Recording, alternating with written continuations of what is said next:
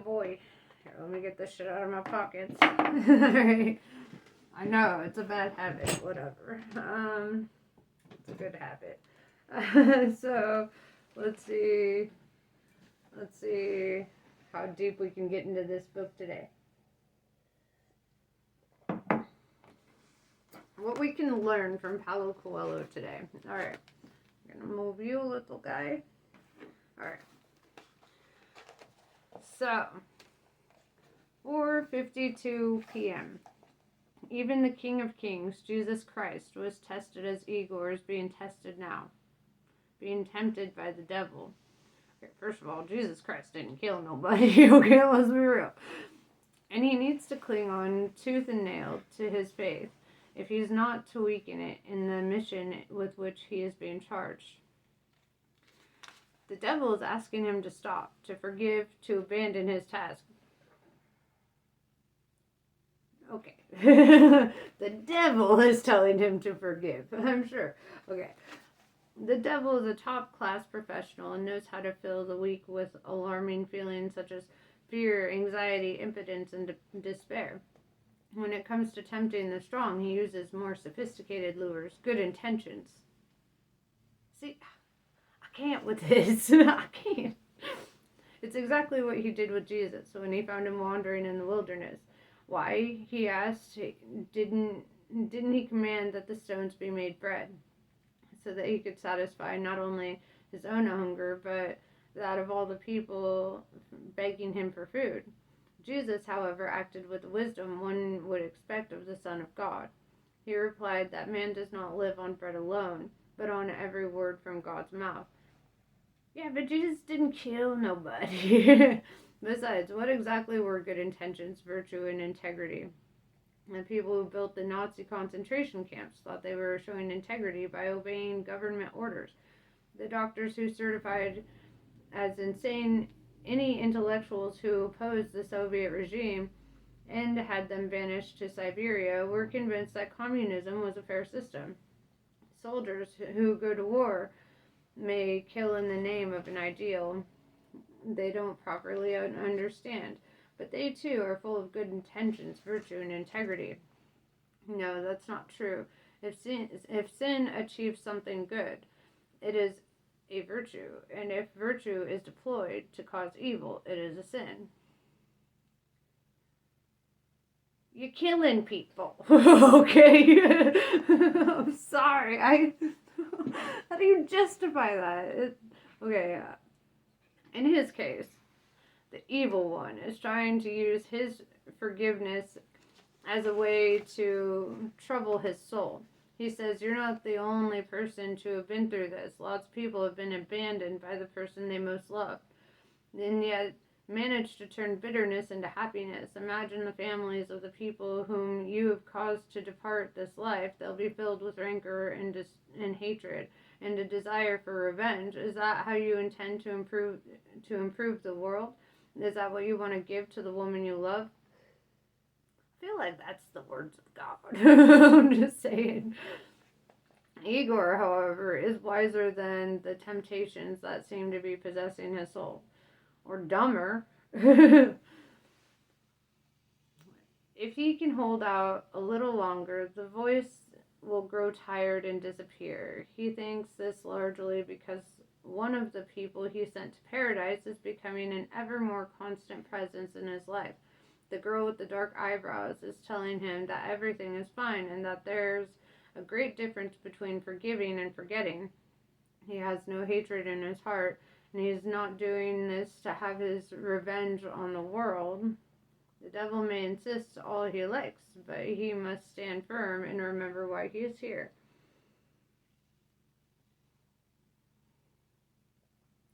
He goes into the first pizzeria he sees and orders a pizza margarita and a Coke. It's best to eat now because he won't be able to. He never can eat properly over supper with a lot of other people around the table. Everyone feels obliged to keep up an animated but relaxed conversation, and someone always seems to interrupt him just as he's about to take a bite of his delicious food in front of him. His usual way of avoiding this is to bombard his companions at the table with questions, then leave them to come up with intelligent responses while he eats his meal in peace. Tonight, though, he will feel disinclined to be helpful and sociable. He will be unpleasant and distant. He can always claim not to speak their language. He knows that in the next few hours, temptation will prove stronger than ever, telling him to stop and give it all up. He doesn't want to stop, though. His objective is still to complete his mission, even if the reason for that mission is changing. He has no idea if 3 violent deaths in one day would be considered normal in cons.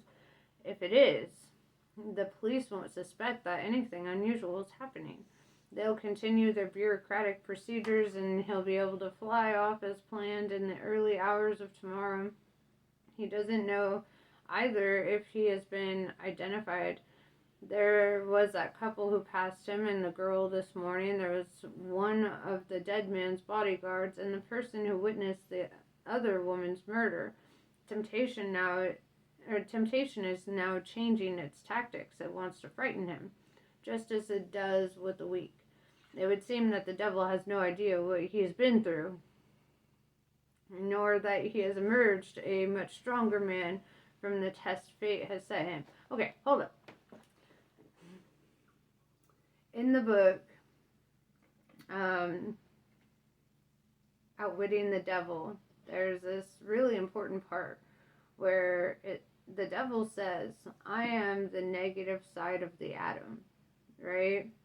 Meaning he is like God in all creation, and he is the essence of destruction, right? Which we need for creation. We need destruction. I don't feel that like, I feel like he's got his I's crossed and his T's dotted, if you will, okay? But I'll continue. Anyway, he picks up his mobile phone and sends another text. He imagines Ewa's reaction as she receives it. Something tells him that she will feel a mixture of fear and pleasure. He is sure that she deeply regrets the steps she took 2 years ago. I'm sure she regrets being with a serial killer. Leaving everything behind her, including her clothes and jewelry, and asking her lawyer to get in touch with him regarding divorce proceedings. The grounds incompatibility, as if interesting people will never necessarily think exactly the same way or have many things in common. It was clearly a lie. She had fallen in love with someone else. Passion. Which of us can honestly say that after more than 5 years of marriage? We haven't felt a desire to find another companion. Which of us can honestly say that we haven't been unfaithful at least once in our life, even if only in our imagination? And how many men and women have left home because of that, then discovered passion doesn't last and gone back to their true partners? A little mature reflection and everything is forgotten. And that's absolutely normal, part of human biology. He's, what up, gangsta? I'll wait till you're done. It's gonna be a while. Alright. Well, we can't go in the living room because they're both sleeping in there. Well, we can hang out in here and read a book. Oh, I'm Well, you can listen to me read a book. gonna go to bed. Good night.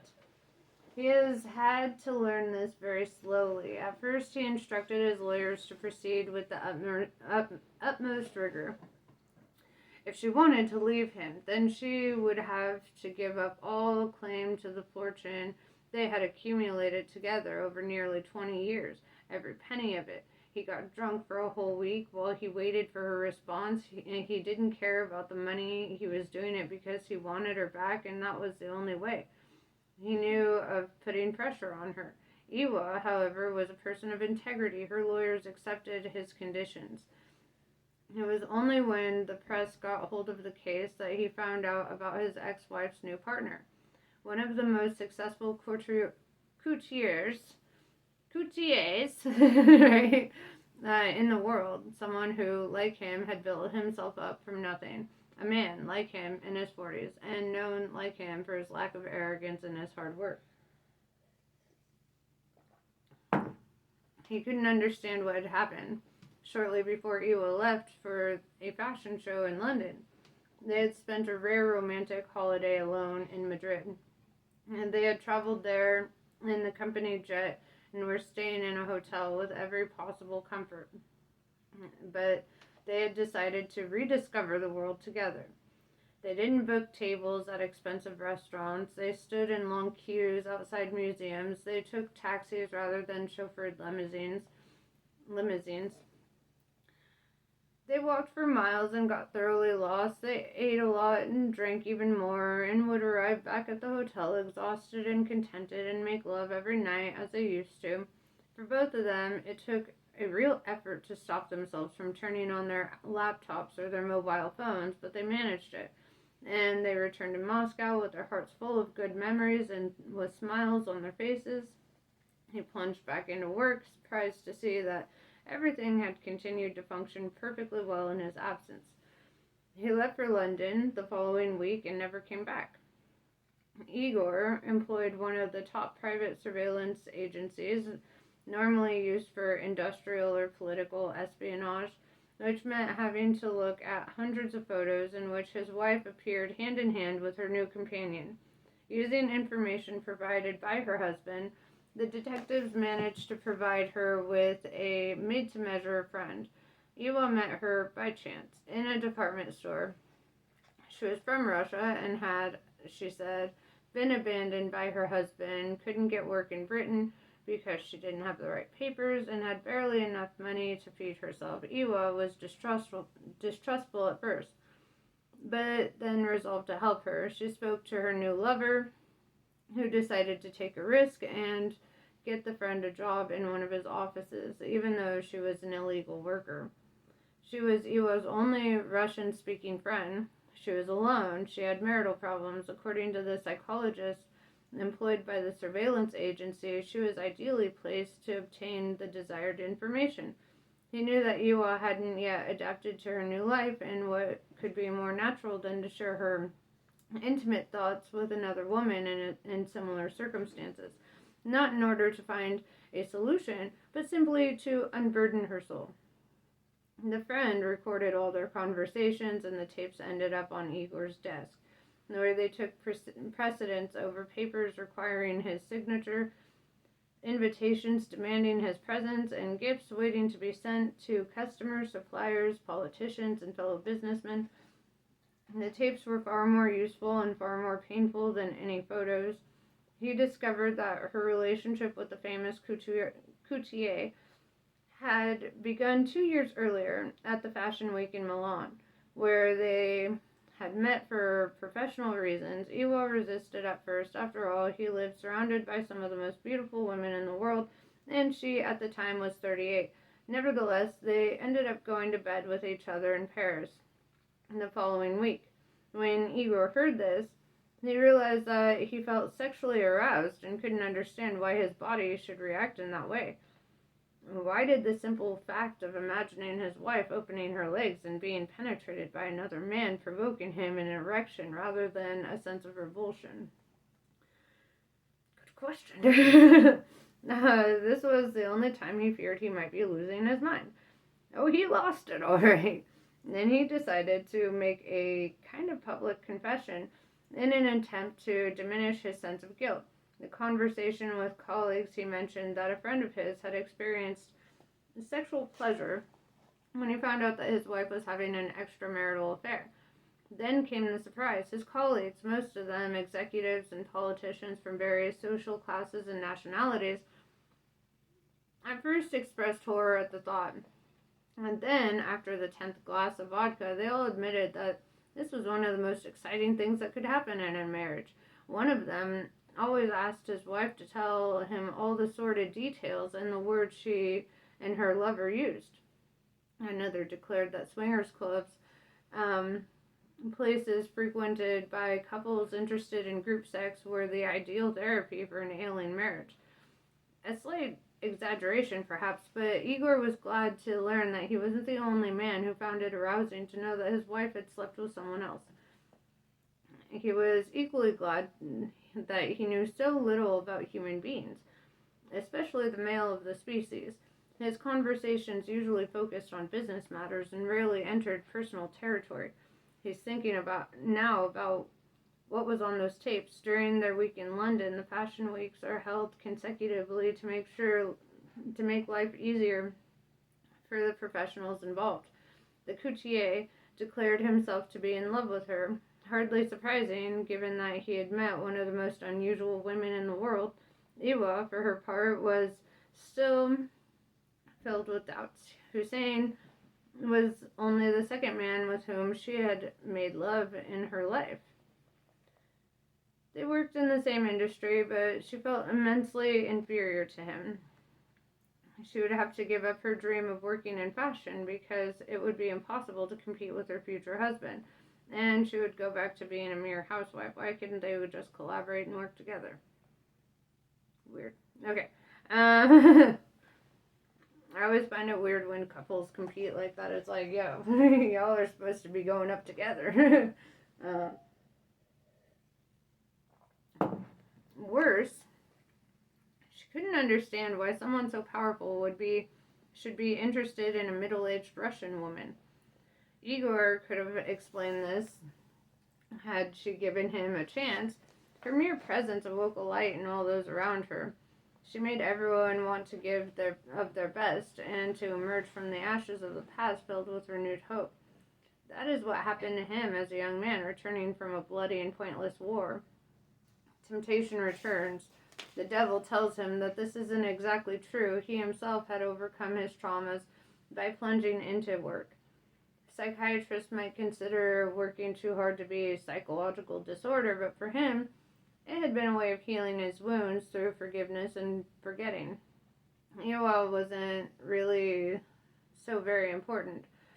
He must stop focusing all his emotions on a non-existent relationship. You're not the first, said the devil. You're being led into evil deeds in the erroneous belief that this will somehow create good deeds. Alright, if that's the devil talking, like maybe he's a good guy. I'm just saying. Igor is starting to feel nervous. He's a good man. Whenever he's obliged to behave harshly, it has been in the name of a greater cause, serving his country, saving the marginalized from unnecessary suffering. Like, that's his problem.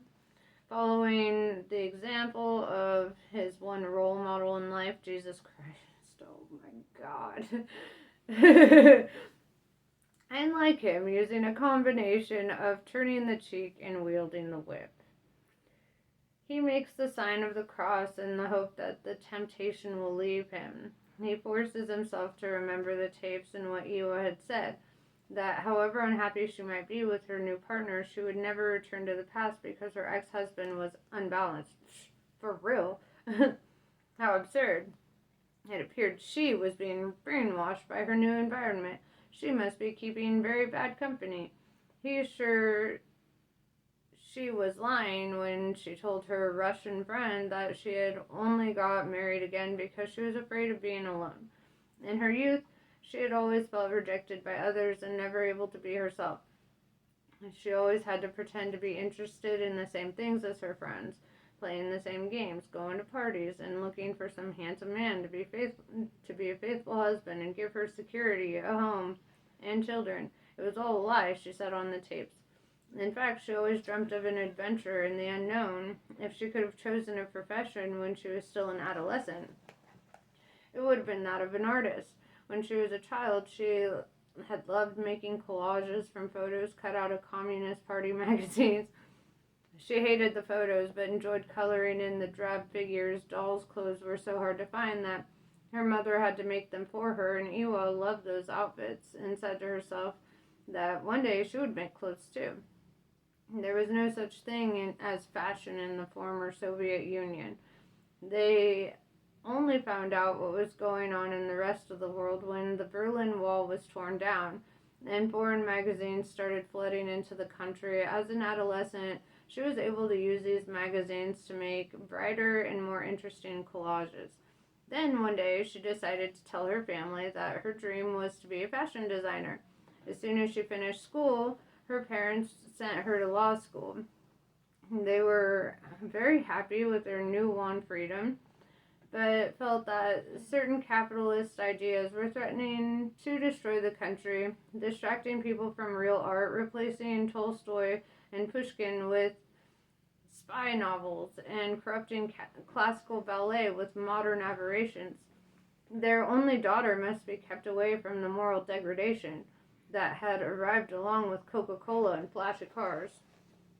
At university, she had met a good-looking, ambitious young man who thought exactly as she did, and that they had to give up the idea of the old regime, or that the old regime would return one day. It had been gone for good, and it was time to start a new life. She really liked this young man. They started going out together. She saw that he was intelligent and would go far in life. Plus, he seemed to understand her. He had, of course, fought in the Afghan war and had been wounded in combat. Nothing very serious. He never complained about the past and never showed any signs of being unbalanced or traumatized. One day, he brought her a bunch of roses and told her that he was leaving university to start his own business. Then he proposed to her, and she accepted, even though she felt only admiration and friendship for him. Love, she believed, would grow over time as they became closer. Besides, the young man was the only one who really understood her and provided her with the intellectual stimulus she needed. If she let this chance slip, she might never find another person prepared to accept her as she was. They got married with little fuss and without the support of their families. Big shocker. He obtained loans from people she considered dangerous, but she could do nothing to prevent the loans going ahead. Gradually, the company he had started began to grow. After almost 4 years together, she, shaking with fear, made her first demand that he pay off the people who had lent him the money in the past, and who seemed suspiciously uninterested in recouping it. He followed her advice and often had reason to thank her for it later. The years passed, there were inevitable failures and sleepless nights, and then things started to improve. From then on, the ugly duckling began to follow the script. All of those children's stories, it grew into a beautiful swan, admired by everyone. Eva complained about being trapped in her role as a housewife, instead of reacting like her friends' husbands, for whom a job was synonymous with a lack of femininity. He bought her a shop in one of the most sought-after areas of Moscow. She started selling clothes made by the world's greatest couturiers, but never tried to create her own designs. Her work had other compensations, though. She visited all the major fashion houses, met interesting people, and it was then that she first encountered Hamid. She still didn't know whether or not she loved him, possibly not, but she felt comfortable with him. When he had told her that he'd never met anyone like her and suggested they live together, she felt she had nothing to lose. She had no children. Her husband was so married to his work that he probably wouldn't even notice she was gone. I left it all behind, Iwo said on one of the tapes. And I don't regret it one bit. I would have done the same even if Hamid, against my wishes, hadn't bought that beautiful estate in Spain and put it in my name. I would have made the same decision if Igor, my ex-husband, had offered me half his fortune. I would have taken the same decision because I know that I need to live without fear. If one of the most desirable men in the world wants to be by my side, then I'm obviously a better person than I thought. On another tape, she commented that her husband clearly had severe psychological problems. My husband has lost his reason. Whether it stems from his war experiences or stress from overwork, I've no idea. But he thinks he knows what God intends. Before I left, I sought advice from a psychiatrist in order to try and understand him better, to see if it was possible to save our relationship. I didn't go into detail, so as not to compromise him, and I won't do so with you now, but I think he would be capable of doing terrible things if he believed he was doing good. The psychiatrist explained to me that many generous, compassionate people can, from one moment to the next, change completely. Studies have been done on this phenomenon. They call it that sudden change, the Lucifer effect. After Lucifer, God's best beloved angel, who ended up trying to rival God himself. But why does that happen? Asked another female voice. At that point, however, the tape ran out. Okay, God tried to replace Lucifer. That's how it happened. Told him to bow to the clay man, and he said no. I was here thousands of years before that little fucking human. Okay, that's what happened. Mom, hungry. All right. Well, decide what you want, and then come back to me when you know. What do you want? I want something. Okay, I'm back. Where was I? He would like to have heard her answer because he knows he doesn't consider himself on par with God, and because he's sure that his beloved is making the whole thing up, afraid that if she is to come back, she would be rejected. Yes, he had killed out of necessity, but what did that have to do with their marriage? He had killed when he was a soldier with official permission. He had killed a couple of other people too, but only in their best interest because they had no means of living a decent life. In cons, he was merely carrying out a mission. And he would only kill someone if he would only kill someone he loved if he saw that she was mad and had completely lost her way and begun to destroy her own life. He would never allow the decay of a mind to ruin a brilliant, generous past. He would only kill someone he loved in order to save her from a long, painful process of self-destruction. His version of self-destruction is pretty crazy. Igor looks at the Maserati that has just drawn up opposite him in a no parking zone. It's an absurd, uncomfortable car which, despite its powerful engine, too low powered for B roads and too high powered for motorways, has to dawdle along at the same speed as other cars. A man of about 50, but trying to look 30, opens the door and struggles out because the door is too low to the ground. He goes into the pizzeria and orders a quattro formaggi to go. Maserati and pizza are something of a mismatch, but these things happen. Temptation returns. It's not him talking now about forgiveness and generosity, about forgetting the past and moving on. It's trying a different tack and placing real doubts in his mind. What if Iwa were deeply unhappy? What if, despite her love for him, she was too deep in the bottomless pit of bad decision? As Adam was in the moment, he accepted the apple and condemned the whole human race. He had planned everything, he tells himself for the 100th time. He wanted them to get back together again and not to allow a little word like goodbye to erase their whole past life. He knows that all marriages have their crises, especially after 18 years. However, he also knows that a good strategist has to be flexible. He sends another text message just to make sure she gets it. He stands up and says a prayer, asking to have the cup of renunciation removed from him. The soul of the little seller of craft work is beside him. He knows now that he committed an injustice. It wouldn't have hurt him to wait until he had found a more equal opponent, like a pseudo-athlete with hennaed hair, or until he could save someone from further suffering. As was the case with the woman on the beach. The girl with the dark eyebrows seems to hover over him like a saint, telling him to have no regrets. He acted correctly, saving her from a future of suffering and pain. Her pure soul is gradually driving away temptation, helping Igor to understand that the reason he's in cons isn't to revive a lost love. That's impossible. He's here to save Iwa from bitterness and decay. She may have treated him unfairly, but the things she did to help him deserve a reward. I am a good man. I'm sure he thinks that. He goes over to the cashier, pays his bill, and asks for a small bottle of mineral water. When he leaves, he empties the contents of the bottle over his head. He needs to be able to think clearly. He has dreamt of this day for so long, and now he is confused. Alright.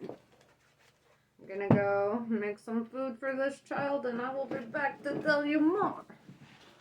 Alright, we back. I'm all over the place today. Okay, so where was I? Being a gangsta. Alright, I'm sorry. I'm like caffeinated. So I'll crash in 5 minutes. I'm just okay. Let's see.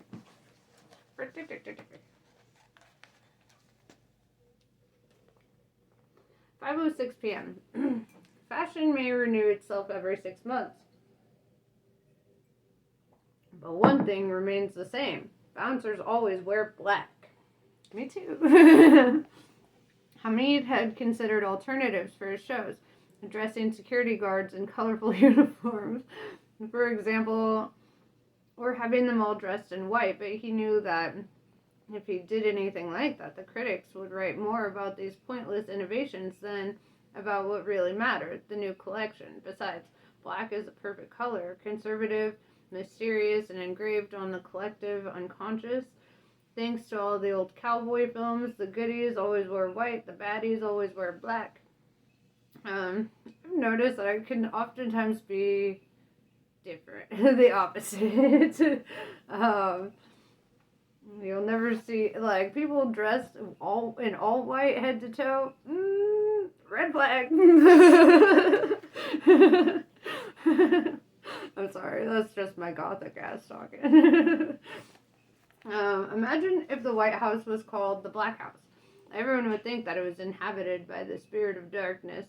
Every color has a purpose, although people may think they're chosen at random. White signifies purity and integrity.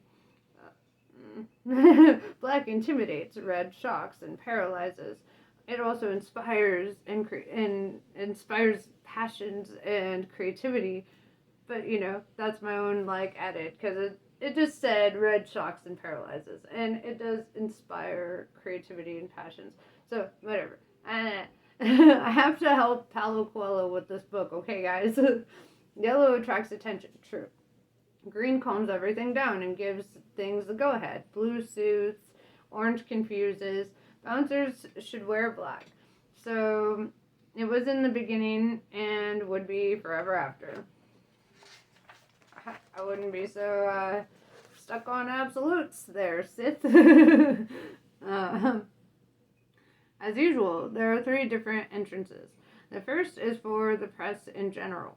A few journalists and a lot of photographers laden down with cameras.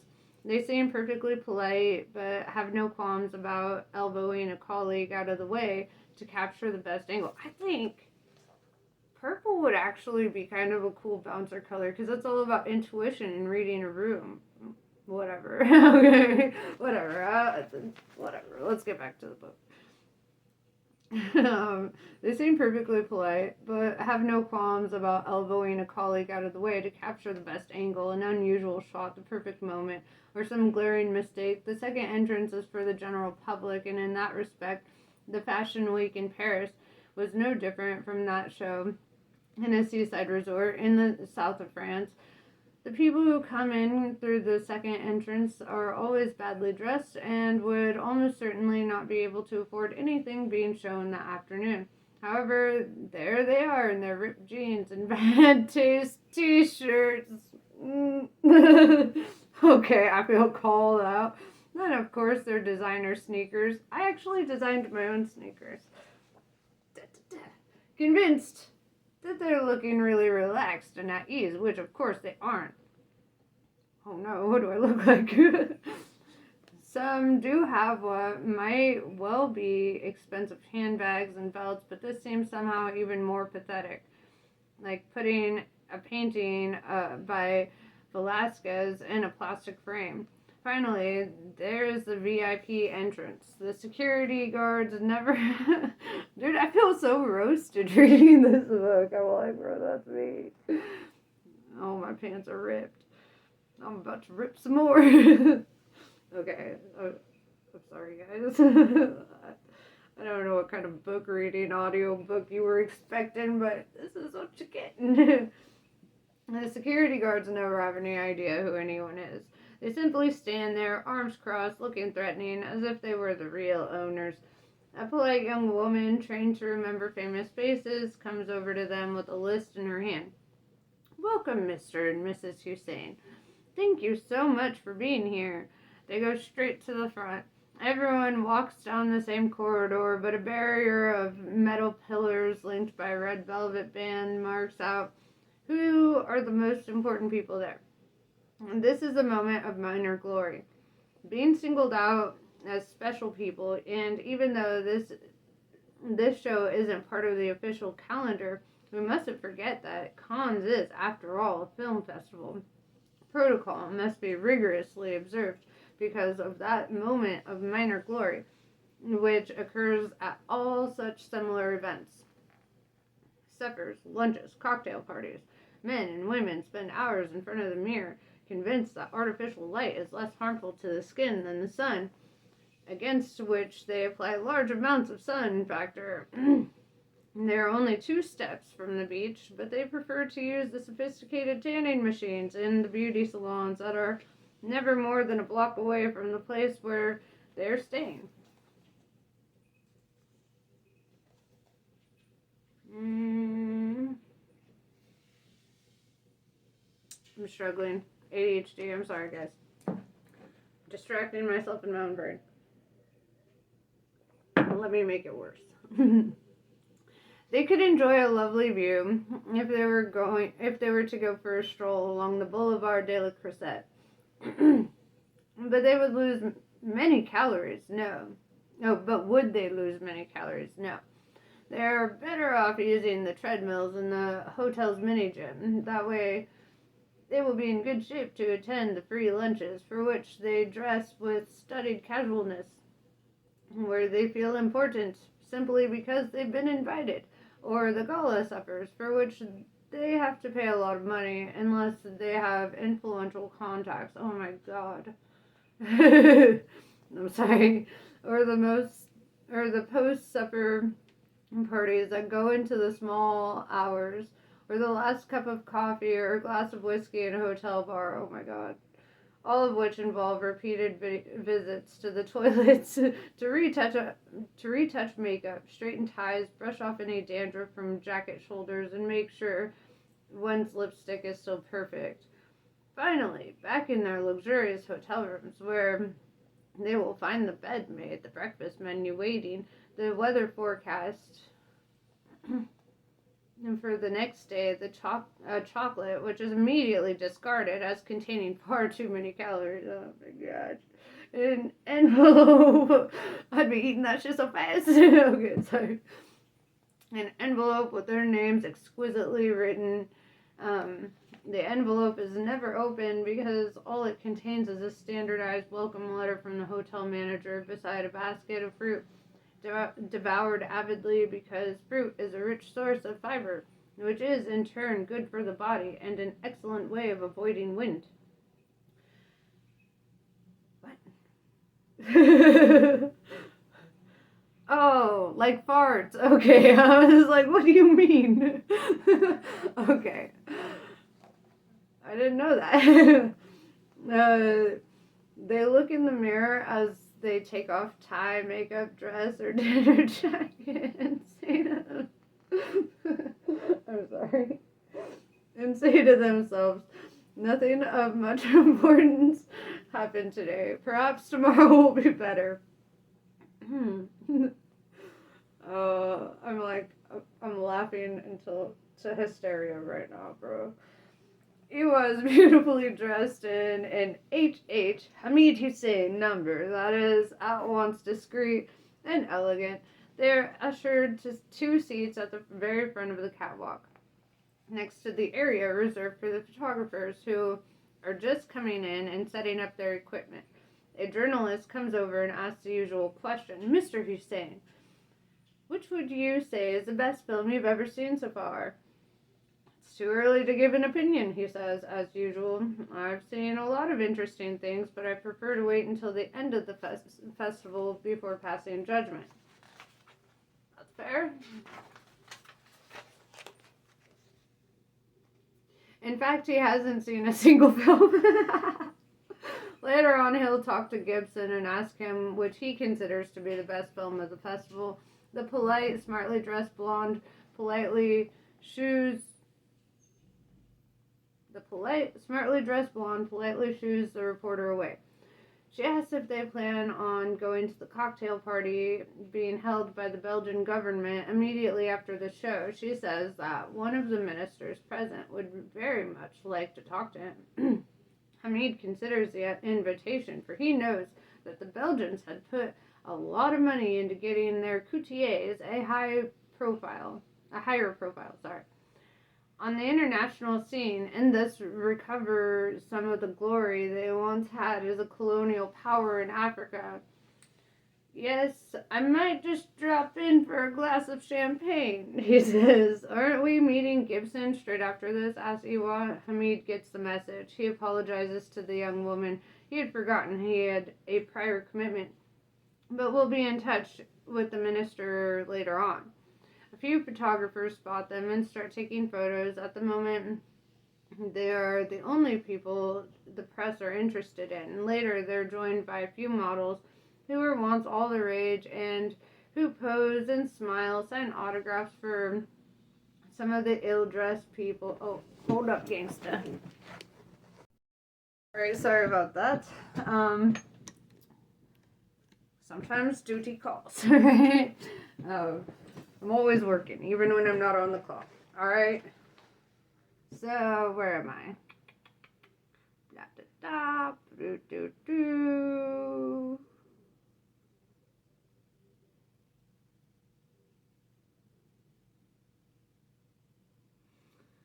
The photographers turn their lenses on them, knowing that they're merely going through the motions to please their editors. None of the photos will be published. Fashion is about the present, and the models of 3 years ago, apart from those who keep themselves in the headlines, either through careful stage-managed scandals or because they really do stand out from the crowd, are only remembered by the people who wait behind the metal barriers outside hotels. Or by ladies who can't keep up with the speed of change. The older models who have just arrived are aware of this, and older, of course, means anyone over 25, but the reason they're in the audience isn't that they want to return to the catwalks, but because they're hoping to get a role in a film or a career as a presenter on some cable TV show. Who else will be on the catwalk today? Aside from the only reason Hamid is here, Jasmine. Certainly not any of the 4 or 5 top models in the world, because they do only what they want to do. They always charge a fortune and would never dream of appearing at cons simply to lend prestige to someone else's show. Hamid reckons he will see 2 or 3 Class A models like Jasmine, who will earn around 1,500 euros for that evening's work. You have to have a lot of charisma, and above all, the future of the industry. There will probably be another 2 or 3 Class B models, professionals who are brilliant on the catwalk, have the right kind of figure, but are not lucky enough to be taking part in any parallel events, such as special guests at the parties put on by the large conglomerates, and they will earn between 600 and 800 euros. The rest will be made up of Class C models, girls who have recently entered the mad world of fashion shows, who earn between 200 and 300 euros simply to gain experience. Hamid knows what's going on in the heads of the girls in that third group. I'm going to be a winner. I'm going to show everyone just what I can do. I'm going to be one of the most famous models in the world, even if that means having to sleep with a few older men. Older men, however, are not as stupid as they think.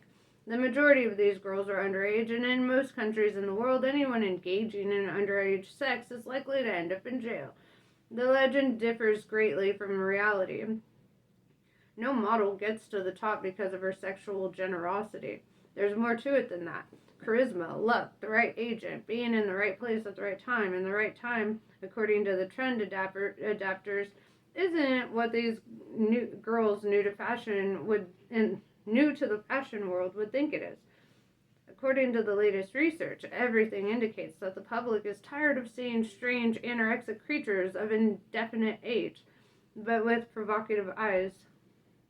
The casting agencies who choose the models are looking for something which is apparently extremely difficult to find. The girl next door. That is someone who is absolutely ordinary and who transmits to everyone who sees her on posters or in fashion magazines a sense that she's just like them, and finding that extraordinary girl who appears to be so ordinary is an almost impossible task. The days are long when mannequins were simply walking clothes hangers, although it has to be said that it is easier to dress someone thin. The clothes do hang better. The days are gone, too, of handsome men advertising expensive menswear. That worked well in the yuppie era toward the end of the 1980s, but not anymore. There's no set standard for male beauty. And when men buy a product, they want to see someone they can associate with a work colleague or a drinking pal. How lucky.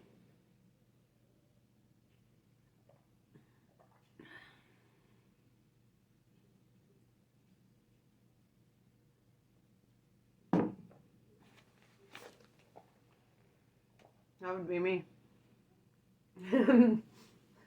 I want to be part of the male standard of beauty if all I have to do is look like a work colleague or a drinking pal. Alright. People who've already seen Jasmine on the catwalk had suggested her to Hamid as the perfect face for his new collection. They said things like, she's got bags of charisma, and yet other women can still identify with her. A Class C model is always chasing contacts and men who claim to be powerful enough to make her a star.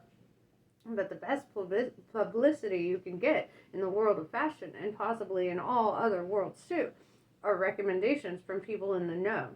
Illogical though it may seem, as soon as someone is on the verge of being discovered, everyone starts laying their bets on their success or failure. Sometimes they win, sometimes they lose. That's the way the market is. How unstable. The room is beginning to fill up. The front row seats are all reserved, and a group of elegantly dressed women and men in suits occupy some of those seats, while the rest remain empty. The general public are seated in the second, third, and fourth rows. The main focus of the photographer's attention is now a famous model who is married to a football player and has spent a lot of time in Brazil because she says she just adores it.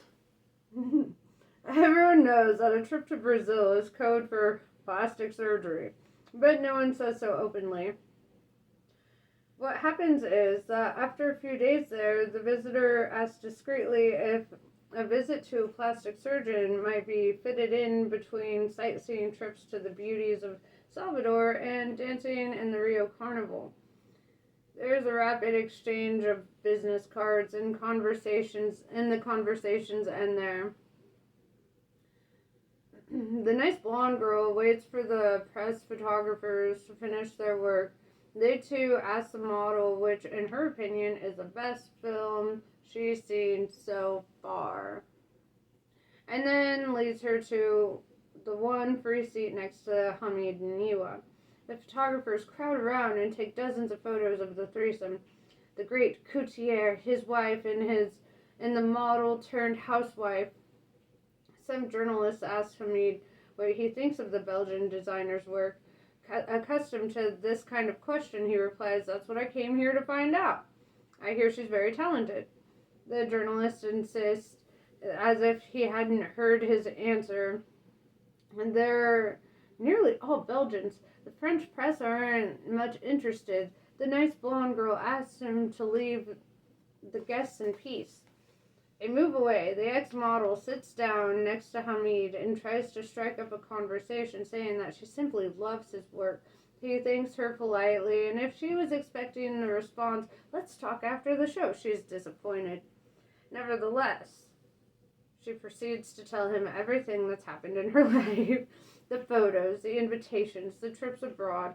Hamid listens patiently, but as soon as he gets a chance, while the model is briefly talking to someone else, he turns to Iwa to ask her to save him from this dialogue of the deaf. His wife, however, is behaving even more strangely now and refuses to talk. His only alternative is to read the explanatory leaflet about the show. The collection is a tribute to Anne Solens, who was considered the pioneer of Belgian fashion. She began designing in the 60s and opened a small boutique, but saw at once the enormous potential of the fashions created by the young hippies who were converging on Amsterdam from all over the world. She challenged and triumphed over the sober styles popular among the bourgeoisie, you know what I'm saying, dog, at the time, and saw her clothes worn by various icons, including Queen Paula and the great muse of the French existentialist movement, the singer Juliette Greco. And she was one of the first to create the kind of fashion show that mixed clothes on the catwalk with lighting, music, and art. Nevertheless, she was little known outside her country. She always had a terrible fear of cancer, and as Job says in the Bible, the thing that she greatly feared came upon her.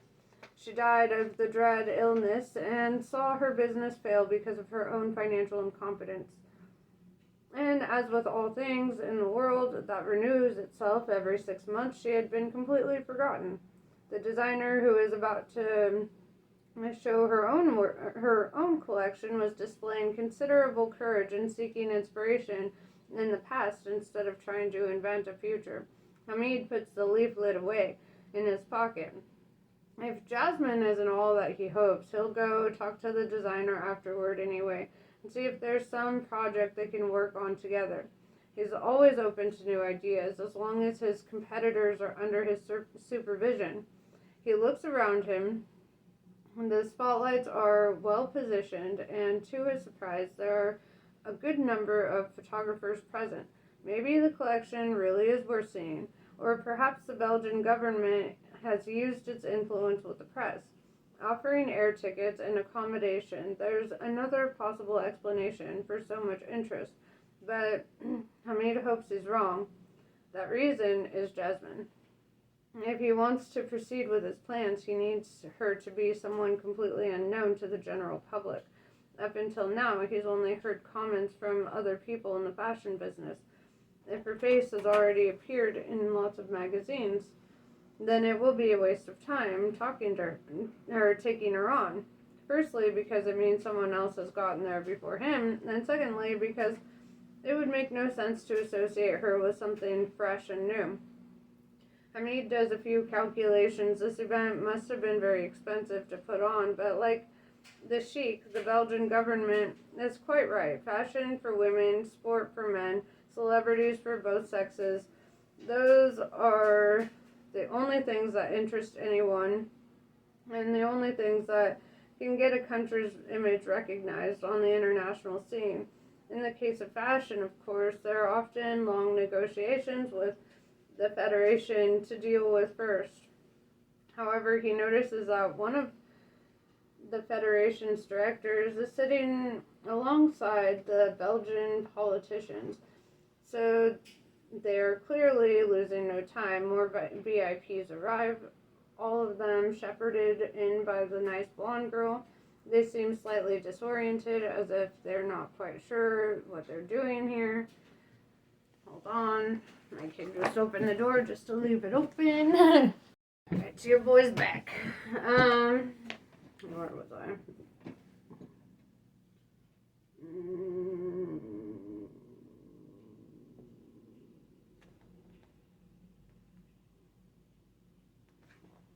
Ow. Alright. However, he notices that one of the Federation's directors is sitting alongside the Belgian politician, so they're clearly losing no time. More VIPs arrive, all of them shepherded in by the nice blonde girl. They seem slightly disoriented, as if they're not quite sure what they're doing here. They're overdressed, so this must be the first fashion show they've attended in France. Having come straight from Brussels, they're certainly not part of the fauna. I'm currently invading the town to attend the film festival. There's a 5-minute delay, unlike the Fashion Week in Paris, during which almost no show begins on time. There are a lot of other things happening in Cannes this week, and the press can't hang around for long. Then he realizes that he's wrong. Most of the journalists present are talking to and interviewing the ministers. They're nearly all foreigners and from the same country. Only in a situation like this do politics and fashion meet. The nice blonde girl goes over to the photographers and asks them to take their places. The show is about to begin. Hamid and Iwa have not exchanged a single word. She seems neither happy nor unhappy, and that bodes very ill indeed. If only she would complain or smile or say something, but she gives no clue as to what's going on inside her. Best to concentrate on the screen at the far end of the catwalk from behind, which the models will appear. At least, fashion shows are something he can understand. A few minutes ago, the models will have taken off all their underwear because bras and pants might leave visible marks underneath the clothes they'll be wearing. The models have already put on the first item they'll be showing and are waiting for the lights to dim, the music to start, and for someone, usually a woman, to tap them on the back to indicate the precise moment when they should head out towards the spotlight and the audience. The different classes of model A, B, and C are all suffering from varying degrees of nerves, with the least experienced being the most excited. Some are saying a prayer, others are trying to peer through the curtain to see if anyone they know is there, or if their mother or father managed to get a good seat. There must be 10 or 12 of them, each with their photo pinned up above the place where the clothes say they'll be wearing are hung up in the order they'll be worn, so that they can change in a matter of seconds and return to the catwalk looking completely relaxed, as if they'd been wearing the clothes all afternoon. The final touches have been given to makeup and hair. The models are repeating to themselves, "I mustn't slip, I mustn't trip on the hem. I have been personally chosen by the designer from 60 other models. I'm in Cannes. There's probably someone more important in the audience. I know that HH is here and he might choose me for his brand. They say the place is full of photographers and journalists. I mustn't smile because that's against the rules. My feet must tread an invisible line in these high heels. I need to walk as if I were marching, and it doesn't matter if that way of walking is artificial or uncomfortable. I must remember that. I must reach the mark, turn to one side, pause for 2 seconds, then come straight back at the same speed, knowing that as soon as I leave the catwalk, there will be someone waiting to take off my clothes and put on the next set, and that I won't even have time to look in the mirror. I have to trust that everything will go well. I need to show off not only my body, not only the clothes, but the power of my gaze." Hamid glances up at the ceiling. That is the mark, a spotlight brighter than the others. If the model overshoots that mark or stops beforehand, she won't photograph well. And then the magazine editors, or rather the Belgian magazine editors, will choose to show a photo of another model. The French press is currently camped outside the hotels or alongside the red carpet or at some evening cocktail party. or else eating a sandwich before the main gala supper of the night. They don't eat, okay? We already covered that. The lights in the room go out and the spotlights above the catwalk go on. This is a big moment. A powerful sound system fills the air. With the soundtrack from the 60s and 70s, it transports Hamid to a world he never knew, but which he has heard people talk about. He feels a certain nostalgia for what he has never known and a twinge of anger. Why didn't he get the chance to experience a great dream of all those young people traveling the world? The first model comes on and sound fuses with vision. The brightly colored clothes, full of life and energy, are telling a story that happened a long time ago. The one that the world still likes to hear. Beside him, he hears the click and whir of dozens of shutters. The cameras are recording everything. The first model performs perfectly. She walks as far as the mark, turns to the right, pauses for 2 seconds, then walks back.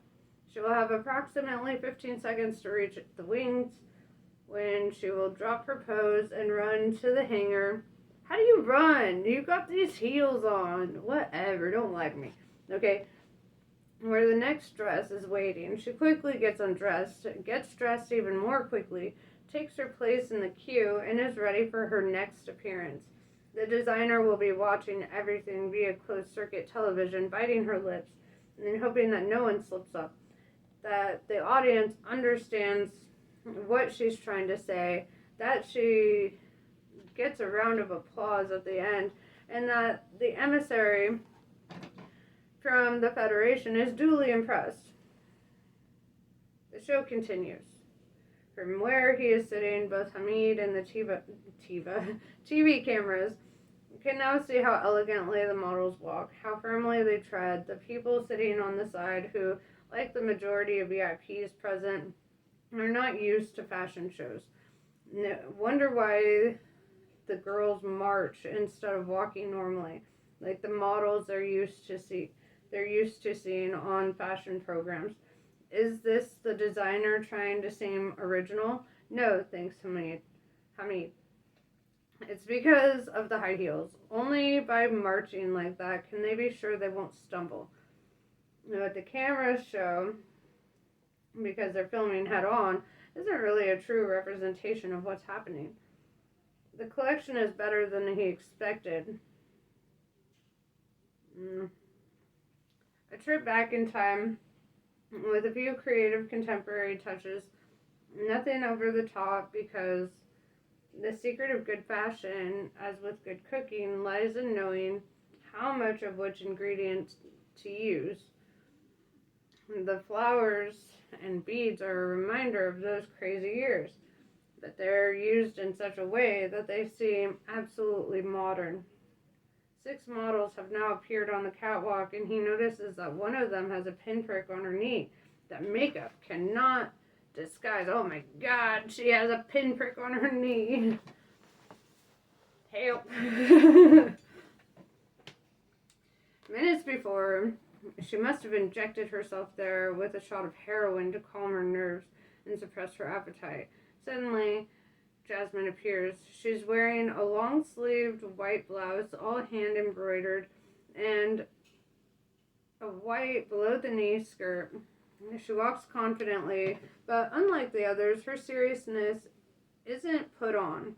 It's natural. It's absolutely natural. Hamid glances at the others in the audience. Everyone in the room is mesmerized by Jasmine, so much so that no one even glances at the model, leaving or entering.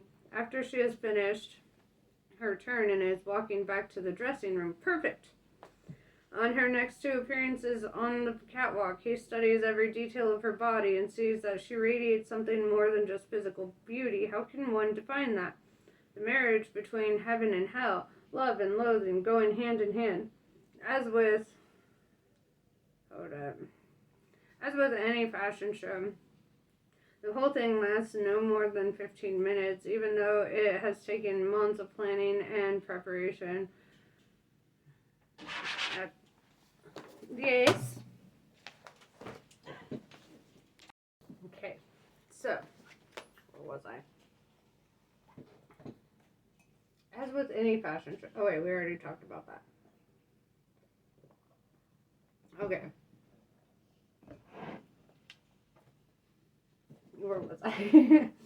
At the end, the designer comes onto the catwalk to acknowledge the applause. The lights go up, the music stops, and only then does he realize how much he's enjoying the soundtrack. The nice blonde girl comes over to them and says that someone from the Belgian government would very much like to speak to him. He takes out his leather wallet and offers her his card, explaining that he's staying at the Hotel Martinez and would be delighted to arrange a meeting the following day. But I would like to talk to the designer and the black model. Do you happen to know which supper they'll be going to tonight? I'll wait here for a reply. He hopes the nice blonde girl doesn't take too long. The journalists are gathering to ask him the usual questions, or rather the same question repeated by different journalists. What did you think of the show? Very interesting, he says, which is the answer he always gives.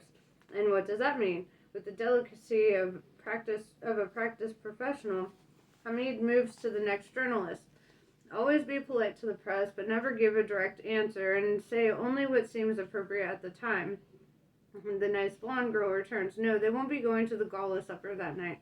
Despite the presence of all those ministers, film festival, politics are dictated by a different sort of power. Hamid says that he'll have the necessary invitation sent to them, and his offer is accepted at once. The designer doubtless expected this response, knowing the value of the product she has in her hands, Jasmine. Yes, she's the one. He would only rarely use her in a show because she's more powerful than the clothes she's wearing. But as the public face of Hamid Hussein, there could be no one better. Eva turns on her mobile phone as soon as they leave. Seconds later, an envelope flies across the blue sky, lands at the bottom of the screen and opens. And all that to say, you have a message. What a ridiculous bit of animation, thinks Ewa. Again, the name of the caller has been blocked. She's unsure whether to open the text, but her curiosity is stronger than her fear. It seems some admirer has found your phone number, jokes Hamid. You don't usually get that many texts. Maybe you're right. What she would really like to say is, don't you understand, after 2 years together, can you not see that I'm terrified? Or do you just think I've got PMS? She pretends casually to read the message. I've destroyed another world because of you, and I'm beginning to wonder if it's really worth it because you don't appear to understand my message. Your heart is dead. Who's it from? I haven't the slightest idea. It doesn't give a number. Still, it's always nice to have a secret admirer. No, it's not.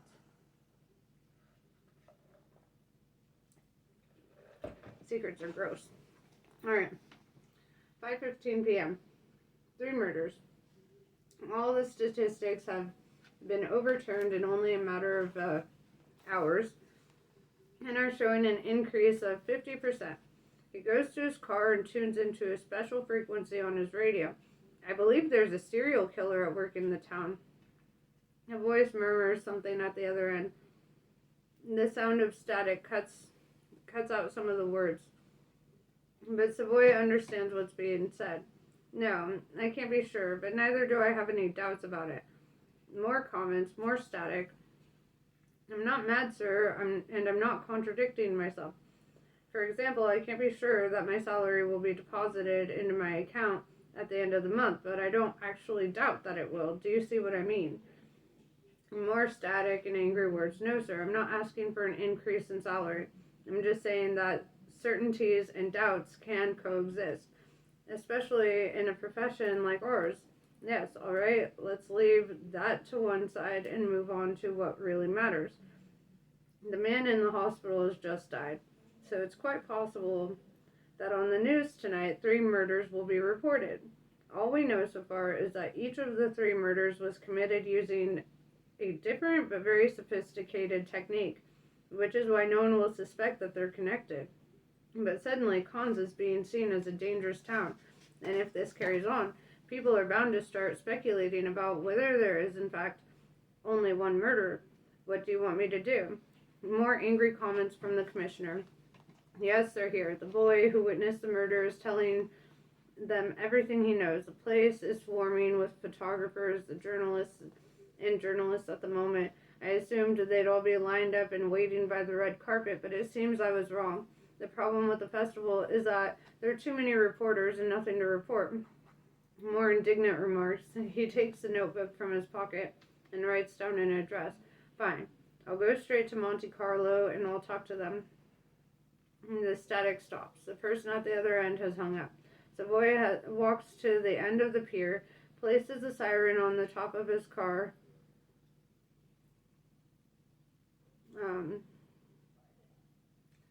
puts it on at a maximum volume, and races off like a madman, hoping to lure the reporters away to some non-existent crime. They, however, wise to this trick, stay where they are and continue interviewing the boy. Savoy is beginning to feel excited. He can finally leave all that paperwork to be completed by an underling and devote himself to what he's always dreamed of doing, solving murders that defy all logic.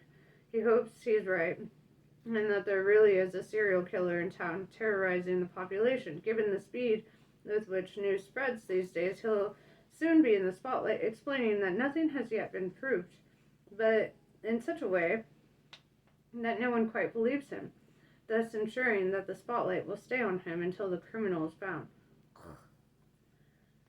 For all its glamour, Cons is really just a small provincial town where everyone knows everything that's going on. So it shouldn't be that hard to find a murderer. Fame and celebrity. Is he just thinking about himself rather than about the well-being of Con citizens? Yep. Then again, what's wrong with seeking a little glory when every year, for years now, he's been forced to put up with 12 days of people trying to look far more important than they really are. It's infectious, after all. Yeah. Yeah, there's shame in that. Just saying. After all, who doesn't want to gain public recognition for their work, whether they're a policeman or a film director? Well, you shouldn't want somebody to be a serial killer so you could get some recognition. How about that? Stop thinking about future glory. That will come of its own accord if you do your job well. Besides, fame is a very capricious thing. What if you're deemed incapable of carrying out this mission? Your humiliation will be public too. Concentrate. After nearly 20 years in the police force, in all kinds of jobs, getting promoted on merit, reading endless reports and documents, he's reached the conclusion that when it comes to finding criminals, intuition always plays just as important a part as logic. The danger now, as he drives to Monte Carlo, isn't the murderer, who must be feeling utterly exhausted from the sheer amount of adrenaline pumping through his veins, not to mention apprehensive because someone saw him in the act. No, the great danger now is the press. Journalists also mix logic with intuition. If they manage to establish a link, however tenuous, between the three murders, the police will lose control of the situation and the festival could descend into chaos, with people afraid to walk the streets. Foreign visitors leaving earlier than expected, tradesmen accusing police of inefficiency, and headlines in newspapers around the world. After all, a real-life serial killer is always far more interesting than any screen version. In the years that follow, the film festival won't be the same. The myth of fear will take root, and the world of luxury and glamour will choose another more appropriate place to show its wares. And gradually, after more than 60 years, the festival will become a minor event, far from the bright lights in the magazines. He has a great responsibility, well, two great responsibilities. The first is to find out who is committing these murders, and to stop him before another corpse turns up on his patch. The second is to keep the media under control. He thinks to link logically. Oh wait. Oh my god. I'm so dyslexic. He needs to think logically. I was like, wait, that did not make sense. How many of those journalists, most of whom come from far-flung places, are likely to know the murder statistics for Collins? How many of them will take the trouble to phone the National Guard and ask? The logical response, none of them. Their minds are focused on what has just happened. They're excited because of a major film distributor suffered a heart attack during one of the festival lunches. They don't know that he was poisoned. The pathologist's report is on the backseat of his car. They don't know, and possibly never will, that he was also involved in a huge money laundering scam. The illogical response is that there's always someone who thinks more laterally. It's therefore now a matter of urgency to call a press conference and give a full account, but only of the film director's murder on the beach. That way, the other incidents will be momentarily forgotten. An important figure in the world of filmmaking has been killed, so who's going to be interested in the death of an insignificant young woman? They'll all reach the same conclusion as he did at the start of the investigation, that she died of a drug overdose. Problem solved. To go back to the murder, or to the murdered film director, perhaps she isn't as important a figure as he thinks. If she was, the police commissioner would be calling him now on his mobile phone. The facts are as follows. A smartly dressed man of about 40 with slightly graying hair had been seen talking to her as they watched the sunset. The two of them observed by a young man hiding nearby after sticking a blade into her with all the precision of a surgeon. He had walked slowly away and was now mingling with hundreds and thousands of other people, many of whom quite possibly fitted his description. He turns off the siren for a moment and phones his deputy, who had remained at the scene of the crime and who is possibly currently being interrogated by journalists rather than himself doing the interrogating. Savoy asks him to tell the journalists, whose hasty conclusions so often get them into trouble, that he is almost certain it was a crime of passion. Don't say we're certain, just say that the circumstances may indicate this. Given that they were sitting close to each other like a courting couple, it clearly wasn't a robbery or a revenge killing, but possibly a dramatic settling of personal scores. Be careful not to lie. Your words are being recorded and may be used as evidence against you.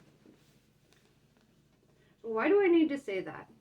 Because that is what the circumstances indicate, and the sooner we give them something to chew on, the better. They're asking about the weapon used. Tell them that everything indicates it was a knife, as the witness said. But he's not sure. Even if the witness doesn't know what he saw, what else can you say apart from everything indicates that, etc., etc.? Frighten the lad. Tell him his words are being recorded by the journalists and could be used against him later on. He hangs up before a subordinate starts asking awkward questions. Everything indicates that it was a crime of passion, even though the victim had only just arrived in Collins from the United States. Even though she was staying at a hotel alone. Even though, from what they have been able to glean, she had only attended one rather trivial meeting in the morning at the Marché du Film, next to the Palais des Congrès. The journalists, however, would not have access to that information. And there's something even more important that no one else on his team knows. Indeed, that no one else in the world knows but him. The victim had been at the hospital. He and she had talked a little, and then he'd sent her away to her death. He turns on the siren again, so the deafening noise can drive away any feeling of guilt. After all, he wasn't the one who stuck the knife in her. He could, of course, think she was obviously there in the waiting room because she had some connection with the drug mafia and was just checking that the murder had been a success. That was logical. And if he told his superior about that chance encounter, an investigation along those lines would immediately be launched. It might even be true. She had been killed using a very sophisticated method, as had the Hollywood film distributor. They were both Americans. They'd both been killed with sharp implements, and it all seemed to indicate that the same group was behind the killings, and that there really was a connection between them. Perhaps he's wrong and there's no serial killer on the loose. The young woman found dead on the beach, apparently asphyxiated by an experienced killer, might have met up the previous night with someone from the group who had come to see the film distributor. Perhaps she was also peddling drugs along with the craft work she used to sell. Imagine the scene: a group of foreigners arrive to settle accounts in one of Khan's many bars. The local dealer introduces one of them to the pretty girl with the dark eyebrows who he says works with them. They end up going to bed together, but the foreigner, feeling strangely relaxed on European soil, drinks more than he should. The drink loosens his tongue, and he says more than he should too. The next morning, he realizes his mistake and asks the professional hitman, every gang has one, to sort things out. It all fits perfectly, so that must be true. It all fits so perfectly that it makes no sense at all. It just wasn't credible that a cocaine cartel would have decided to hold such a meeting in a town which, during the film festival, is heaving with extra police brought in from all over the country, with private bodyguards and security guards hired for the various parties, and with detectives charged with keeping round-the-clock watch on priceless jewels being worn in the streets and elsewhere. Although, if that were true, it would be equally good for his career.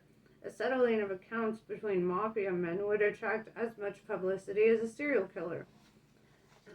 He can relax. Whatever the truth of the matter, he will finally acquire the reputation he has always felt he deserved.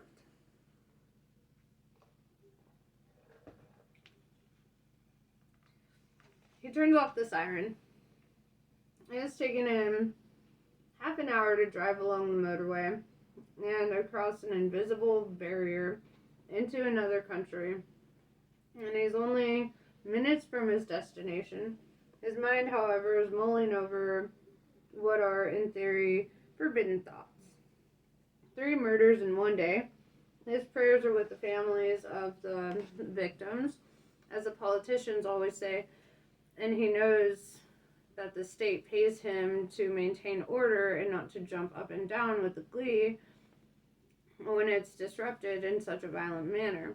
Right now, the commissioner will be pacing his office, conscious that he now has 2 problems to solve: finding the killer or killers, because he may not be convinced by Savoy's theory, and keeping the press at bay. Everyone is worried. Everyone is very worried. The police stations in the region have been alerted, and an identikit picture of the murder sent via the internet to police cars in the area. A politician may even have had his well-deserved rest interrupted because the chief of police believed the matter to be so delicate that he felt it necessary to pass responsibility on to someone higher up in the chain of command.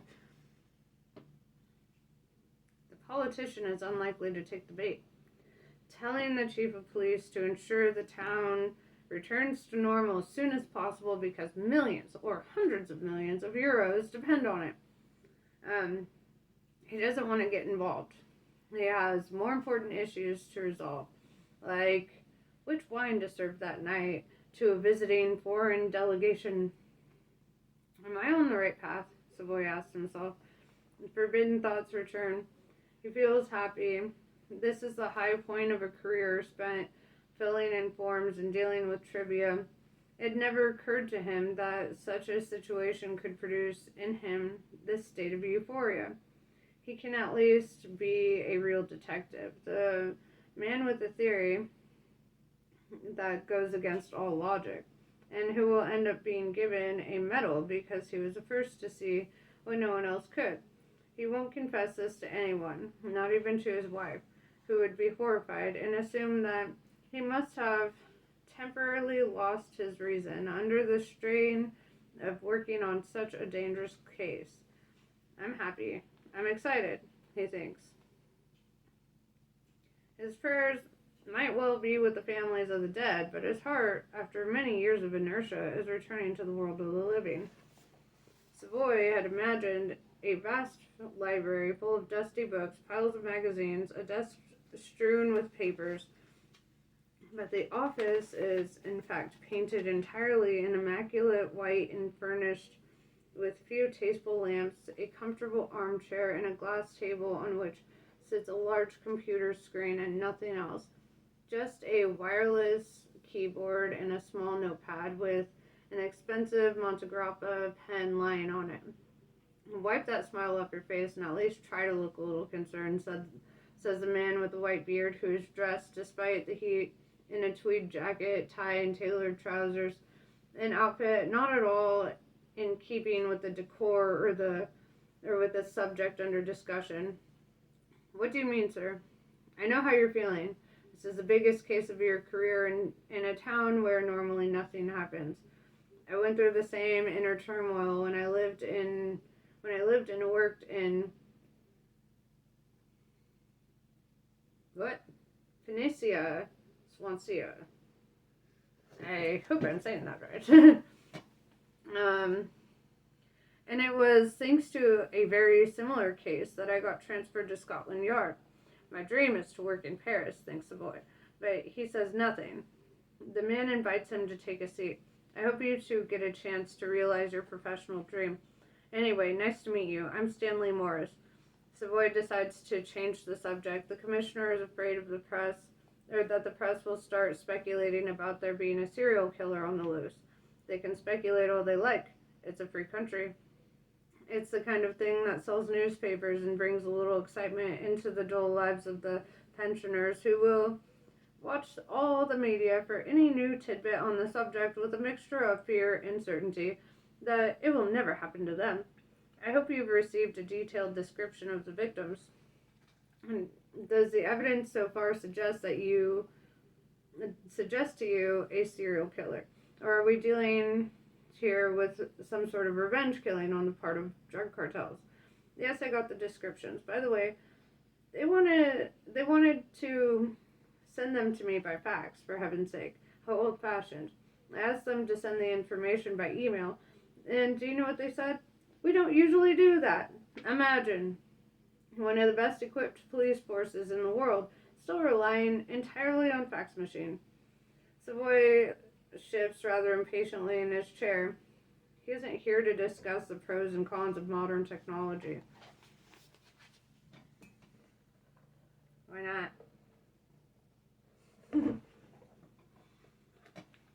Let's get down to business, says Dr. Morris. Dr. Morris, who had been quite a celebrity at Scotland Yard, but had decided to retire to the south of France, and was possibly as glad as Savoy to have a break from routine. In Morris's case, one that now revolved around reading concerts, charity teas, and suppers. Since this is the first time I've met such a case, could you perhaps tell me whether or not you agree with my theory that there is only one killer, just so I know where I stand? Dr. Morris explains that, in theory, yes, he's right. 3 murders with certain common characteristics would normally be enough to indicate a serial killer, and such murders were usually confined to one geographical area, in this case, the town of Cannes. And whereas a mass murderer, Dr. Morris interrupts and asks him not to misuse terminology. Mass murderers are terrorists or immature adolescents who go into a school or snack bar and shoot everyone in sight, and who are then either shot dead by the police or commit suicide. They have a preference for guns and bombs that will cause the maximum amount of damage in a short space of time, usually 2 to 3 minutes at most. Such people don't care about the consequences of their actions because they know exactly how it will end. In the collective unconscious, the concept of mass murderer is easier to take on board because it is clearly mentally unbalanced, and therefore easily distinguishable from us, The serial killer, on the other hand, touches on something far more complicated. The destructive instinct we all carry within us. He pauses. Have you read Dr. Jekyll and Mr. Hyde by Robert Louis Stevenson? Savoy explains that he has had so much work that he has little time for reading. Morris's gaze grows icy. And do you think I don't have work to do? No, I didn't mean that. Listen, Dr. Morris, I'm here on an urgent mission. I'm not interested in discussing technology or literature. I just want to know what conclusions you draw from the report. I'm sorry, but I'm afraid we can't. In this instance, avoid literature.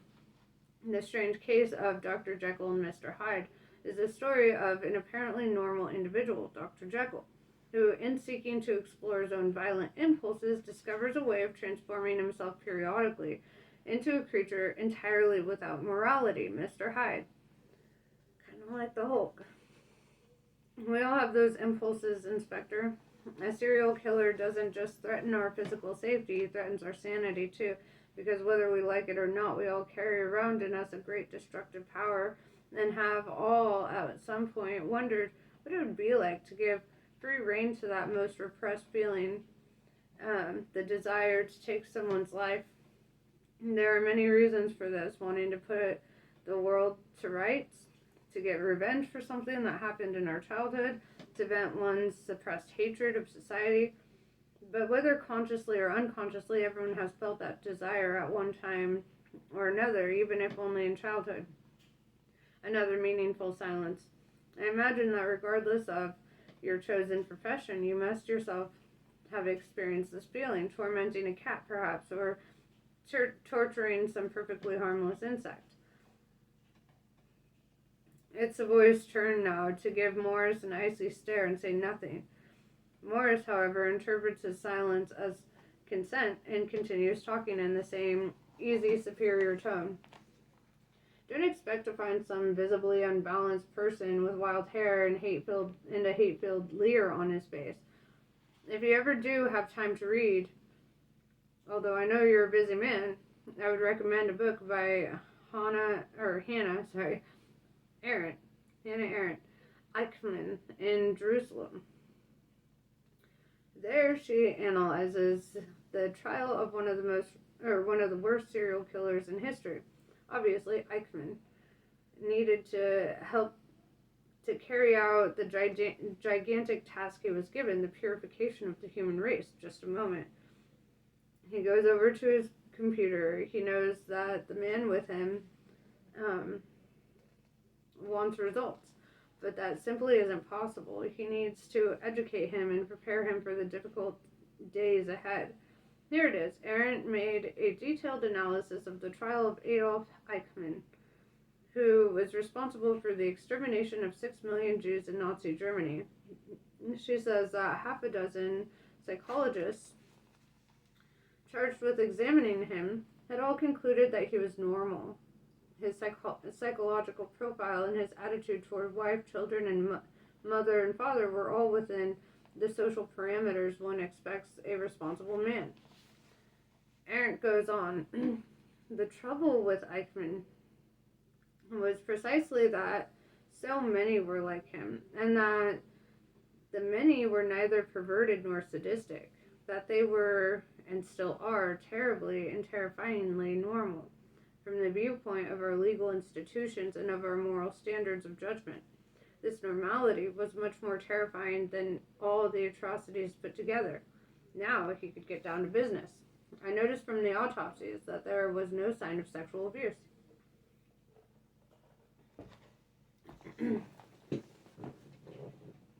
Dr. Morris, I have a problem to solve, and I need to do so quickly. I want to know whether or not we're dealing with a serial killer. No one could possibly rape a man in the middle of a lunch party or a girl on a public bench in broad daylight. He might as well have said nothing. Morris ignores him completely and continues, which is a common feature in many serial killers. Some have what you might call humane motives. Nurses who kill terminally ill patients, people who murder beggars in the street, social workers who feel sorry for certain pensioners or disabled people, that they reach the conclusion that they'd be better off in the next life. There was one such case in California just recently.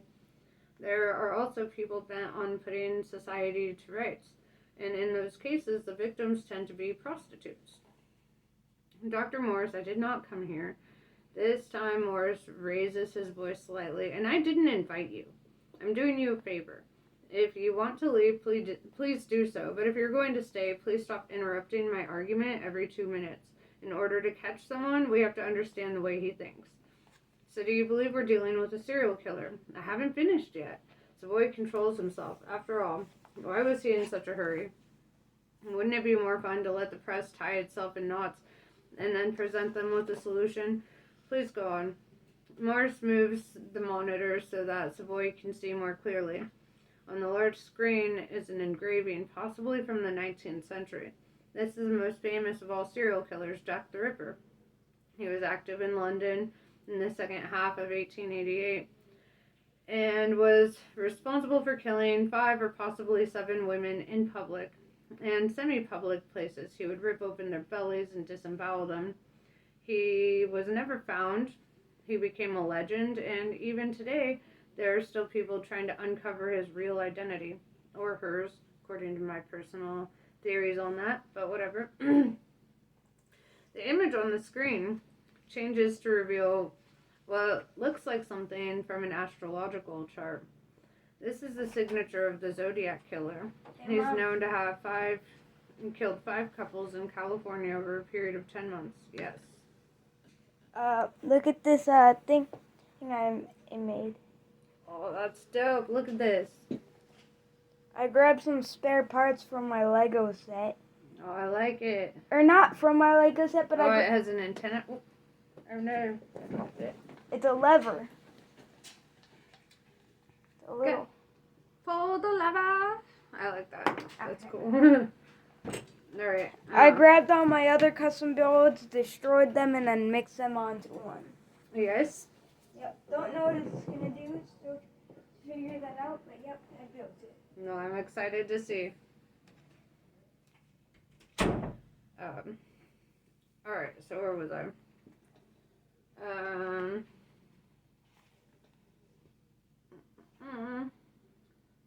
Mostly courting couples who had parked their cars in isolated spots, he used to send letters to the police bearing the symbol, which is rather like a Celtic cross. No one has yet managed to identify him. Researchers believe that both Jack the Ripper and the Zodiac Killer were people who were trying to restore moral order and decency to their particular areas. They had, if you like, a mission to fulfill. And contrary to what the press would have us believe with the terrifying nicknames they invent, like the Boston Strangler and the Child Killer of Toulouse, these were ordinary folk who would get together with their neighbors at weekends and who worked hard to earn a living. None of them ever benefited financially from their criminal acts. The conversation is beginning to interest Savoy, so it could be anyone who came to Cannes to attend the film festival. Yes, having first made the conscious decision to create an atmosphere of terror for some completely absurd reason. For example, to overthrow the dictatorship of fashion, or to put a stop to the making of films that provoke violence. The press will come up with some blood-curdling sobriquet for him and start chasing various leads. Crimes that have nothing to do with the killer will start being attributed to him.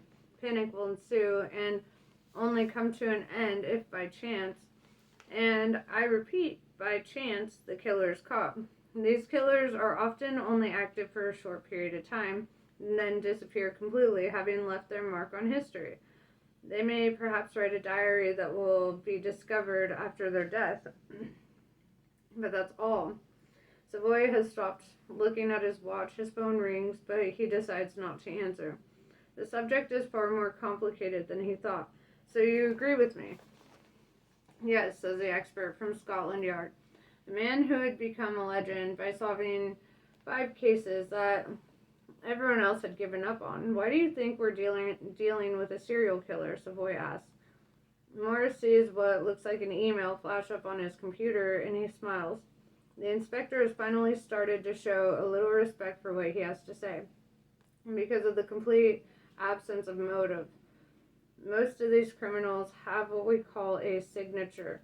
They choose one type of victim, homosexuals, say, or prostitutes, beggars, courting couples. Others, known as asymmetrical killers, they kill because they can't control their impulse to kill.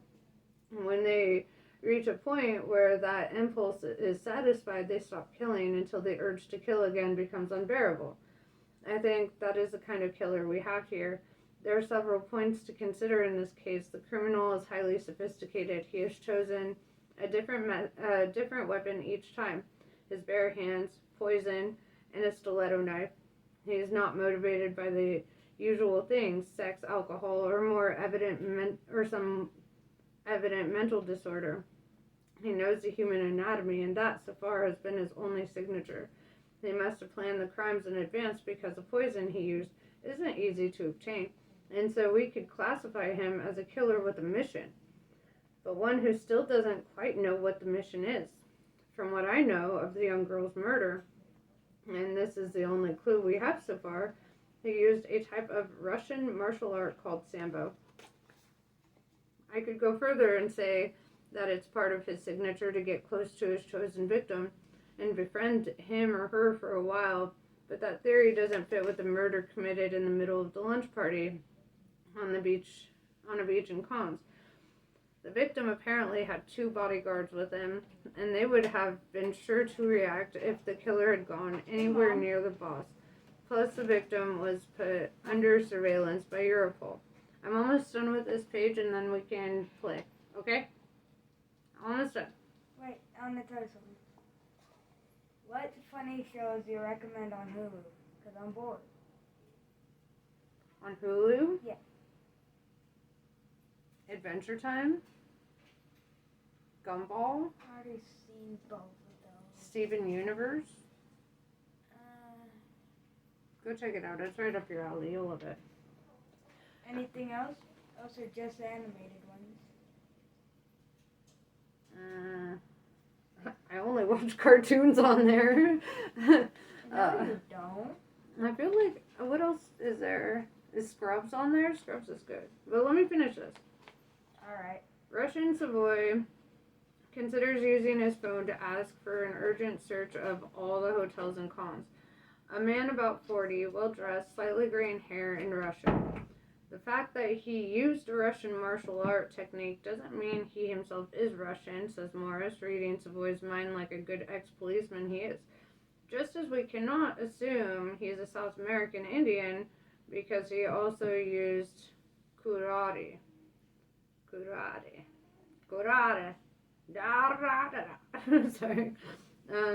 So what do? We just have to wait for him to commit his next murder. Alright. I've been beckoned several times, so I guess I will have to return to normal life. But I'll try to do more reading tonight, actually. Namaste. I'll see you guys in a bit.